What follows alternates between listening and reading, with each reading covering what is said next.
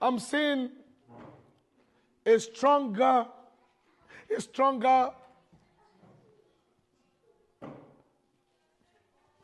snow, like a wind type of snow, So this, I'm seeing some area, the plane can't fly.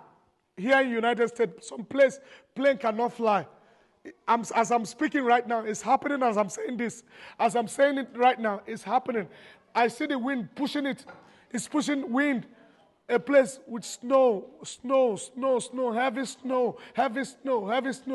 Like up to 25 to 40 inches snow. I'm seeing heavy snow. I'm seeing the wind pushing it. It's coming.